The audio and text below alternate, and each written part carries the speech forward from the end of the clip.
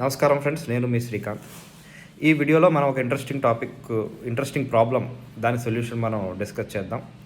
అదేంటంటే జ్యోతిష్యాన్ని మనం నమ్మాలా వద్దా అనేది. సో జ్యోతిష్యాన్ని నమ్మాలా వద్దే అనేటువంటి క్వశ్చన్ చాలామంది మిలియన్స్ ఆఫ్ పీపుల్లో ఉంటుంది. చిన్నపిల్లల నుండి పెద్దవాళ్ళ దాకా. వాళ్ళు ఏదో చేస్తారు, కొంతమంది నమ్మరు, నమ్మపోరు. ఏం చేసినా సరే మనసులో ఒకటి ఉంటుంది. ఒకవేళ నమ్మపోతే గ్రహాలు ఏమైనా మన మీద పగబట్టేస్తాయా, లేదా మన అనుగ్రహించవా?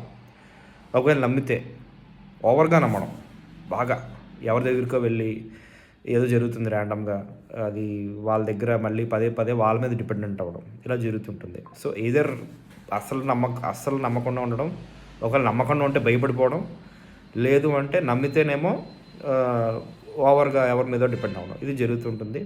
సో ఇవన్నీ చేస్తూనే మనం ఏంటంటే మన మైండ్లో ఒక రెసిస్టెన్స్ అనేది క్రియేట్ అవుతుంది. ఎస్పెషల్లీ పేరెంట్స్ పిల్లల మధ్య ఒక కొన్ని డిఫరెన్సెస్ వచ్చేటువంటి టాపిక్ అనమాట జ్యోతిష్యం. అది మనకు తెలుసు, అది నేను ప్రత్యేకంగా చెప్పక్కర్లేదు. మీ ఫ్యామిలీస్లో చాలా గొడవలు కూడా అవి ఉంటాయి నాకు తెలిసి. వాళ్ళు ఎందుకు ఇలా చేయరు, మా నాన్న ఎందుకు ఇలా చేస్తున్నాడు, అసలు పిల్లలు నా మాట ఎందుకు వినరు, ఇలా చేయాలి కదా అనేది. సో మన వీడియోస్లో ఏంటంటే నేను ఎప్పుడు కూడా ప్రాబ్లం పరిష్కారం స్ట్రైట్ ఫార్వర్డ్గా మనం మాట్లాడుకుంటూ ఉంటాం. ఏదో దాని జ్యోతిషం హిస్టరీ తీసుకొచ్చి, లేదంటే అది చాలా గొప్పది, లేకపోతే అది ఎక్కడి నుంచి వచ్చింది, గ్రహాలు ఏంటి అవన్నీ మనం మాట్లాడడం. న్యూస్ కానీ, లేకపోతే పాలిటిక్స్లో వాడేమన్నాడు వీడేమన్నాడు, అటువంటివన్నీ మనం మాట్లాడడం. స్ట్రైట్ ఫార్వర్డ్ మనం ఫ్యామిలీస్లో మెంటల్ హార్మనీ ఒకటి తీసుకొచ్చే విధంగా మన వీడియోస్ ఎప్పుడు ఉంటుంటాయి. అయితే ఈ విషయానికి వస్తే సొల్యూషన్ ఏంటి అనేది, ఓకే, జ్యోతిషాన్ని నమ్మాలా వద్దా? సొల్యూషన్ నేను మీకు చెప్తున్నా. మీరు ఎవరైనా సరే, స్టూడెంట్ అయినా, రిటైర్డ్ ఎంప్లాయీ అయినా సరే, ఒకటే గుర్తుపెట్టుకోండి, there is always something in between. Okay, నమ్మకానికి నమ్మకపోవడానికి మధ్యలో కూడా ఒక అద్భుతమైన సొల్యూషన్ ఏరియా అది. ఓకే, అలా కూడా సెటిల్ అవ్వచ్చు అక్కడ కూడా. సో నేను ఎందుకు ఇలా అంటున్నానంటే, జ్యోతిష్యం అనేది ఈశ్వరుడి యొక్క జ్యోతి, అంటే దేవుడి యొక్క లైట్ అనమాట. సో అది ఎప్పటి నుంచో చాలా వేల సంవత్సరాల క్రితం నుండి వచ్చినటువంటి శాస్త్రం. అది మహావృక్షం అనుకోండి. సో అటువంటి శాస్త్రాన్ని మనం కొట్టి పడేసేంత పెద్దవాళ్ళం మనం కాదు. ఓకే, అసలు మనకు తెలియని దాని గురించి, లేదా ఎన్నో సంవత్సరాల నుండి వచ్చినటువంటి శాస్త్రాన్ని మనం కొట్టిపారేసేంత పెద్దవాళ్ళం అసలుకే కాదు.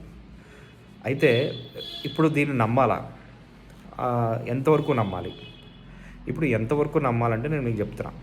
మీరు ఒక సమస్యలో ఉన్నారు, మీరు ఒక జ్యోతిష్యుడి దగ్గరికి వెళ్ళారు, ఒక మంచి జ్యోతిష్యుడి దగ్గరికి. ఓకే, నిజంగా శాస్త్రం తెలిసినటువంటి, అలా చాలా తక్కువ మంది ఉన్నారు నన్ను అడిగితే. అటువంటి వ్యక్తి దగ్గరికి వెళ్ళారు, మీకు ఒక పరిష్కారం దొరికింది, మీకు ఉపశమనం దొరికింది. సో అలాంటప్పుడు మీరు ఆయన చెప్పింది చేయొచ్చు. అంత మాత్రాన ఆయన చెప్పింది జరిగింది, మీకు ఉపశమనం దొరికింది అంత మాత్రాన ఆయన పట్టుకుని వేలాడద్దు. అదే కదా. ఇప్పుడు నమ్మండి. ఎంతవరకు నమ్మాలి?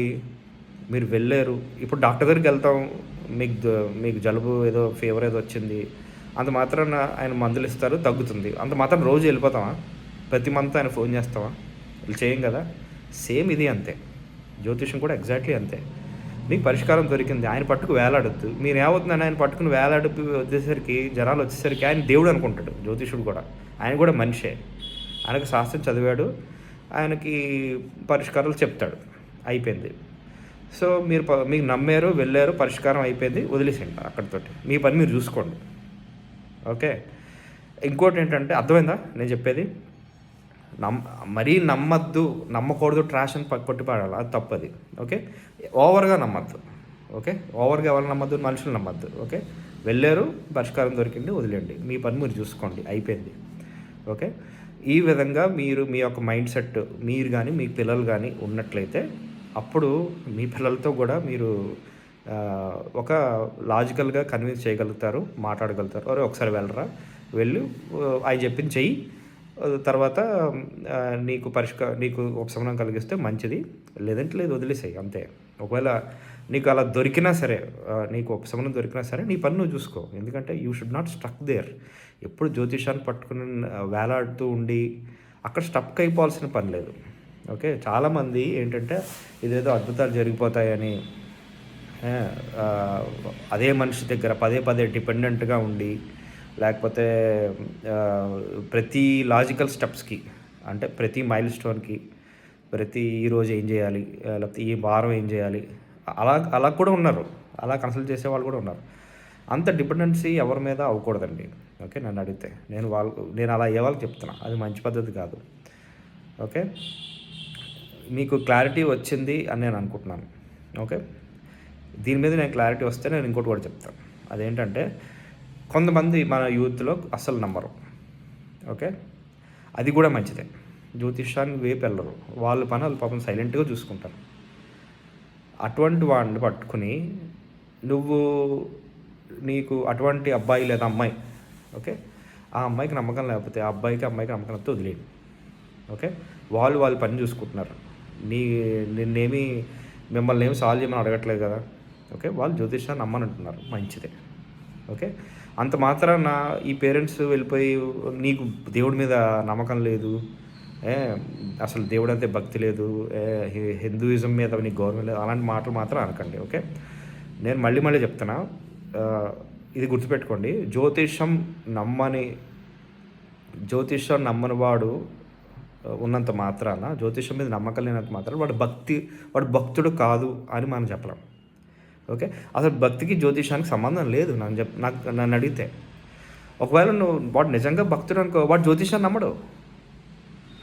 ఇప్పుడు నేను మళ్ళీ చెప్తున్నా. ఓకే. ఒకవేళ మీ అబ్బాయి కానీ అమ్మాయి కానీ జ్యోతిష్యాన్ని నమ్మట్లేదు అంటే వారి అభిప్రాయాన్ని గౌరవించండి. అంతేగాని నీకు భక్తి లేదు అని చెప్పి దీన్ని తీసుకొచ్చి మిక్స్ చేయకండి. అర్థమైందా? నీకు భక్తి లేదని చెప్పకండి. మీకు భక్తి లేదని ఎలా చెప్పగలుగుతారు? మీకేదో మీకు అక్కడ హర్ట్ అయింది, అందుకని వాడి మీద ఏదో చెప్పాలి, అమ్మాయి మీద అబ్బాయి మీద ఏదో ఒకటి మీరు చూపించుకోవాలి. అందుకే మీకు భక్తి లేదంటారు. సో నిజంగా ఇన్ రియల్ టర్మ్స్ ఒక మనిషికి భక్తి ఉంది, దేవుడి మీద భక్తి ఉందంటే వాడు జ్యోతిషాల దగ్గరికి వెళ్ళడం ఎందుకు అంటే అర్థమవుతుంది కదా మీకు. దేవుడిని నమ్ముతున్నాడు, ఒక ఈశ్వరుని మీరు నమ్ముకుంటున్నారు, ఒక వెంకటేశ్వర స్వామి మీరు నమ్ముకుంటున్నారు అంటే నాకు ఏ ఇష్యూ వచ్చినా ఆ దేవుడు నన్ను చూసుకుంటాడు అనేటువంటి ఫెయిత్లో ఉంటారు. నిజమైన భక్తులు జ్యోతిషం దగ్గరికి వెళ్ళడం అది కూడా కరెక్టే. అర్థమైందా? కాబట్టి మీకు ఈ విషయంలో చాలా క్లారిటీ వచ్చిందని అనుకుంటున్నాను. సో మీకు ఎన్నో ఏళ్ళుగా ఉన్నటువంటి ఈ ప్రశ్నని మనసులో నేను ఈ విధంగా మనకి ఈ వీడియోలో క్లారిటీ వచ్చింది. ఒకవేళ వస్తే మీరు కమెంట్ చేయండి, మీ అభిప్రాయం ఏంటి, మీరు ఎటువంటి ఎక్స్పీరియన్స్ మీరు ఎదుర్కొన్నారు. దయచేసి సబ్స్క్రైబ్ చేసుకోండి, కమెంట్స్ చేయండి. Thank you so much.